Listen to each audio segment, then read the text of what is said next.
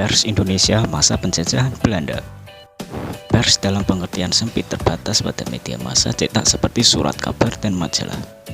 Pers adalah badan yang memuat penerbitan media massa secara berkala. Secara etimologis, press berasal dari bahasa Inggris yang berarti tekan atau cetak. Definisi etimologisnya adalah media massa cetak atau media cetak.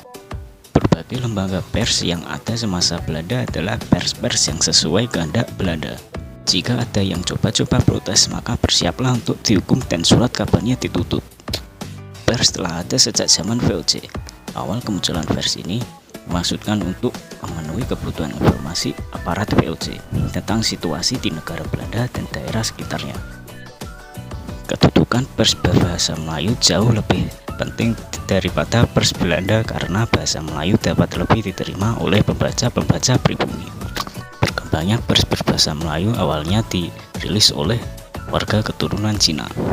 Surat kabar berbahasa Melayu tertua di Indonesia adalah Bintang Suara Baja yang diterbitkan sejak tahun 1961. Surat kabar ini terkenal kritis terhadap pemerintah kolonial dan berpengaruh di kalangan orang Cina berpikiran modern Jawa Timur. Pada tahun yang sama muncul Bintang Timur yang terbit di Surabaya. Surat kabar ini adalah pelopor pers yang memberitakan soalan setempat termasuk keadaan sosial dan ekonomi. Bintang Timur juga membuat berita dari surat yang berhubungan dengan Eropa dan Cina.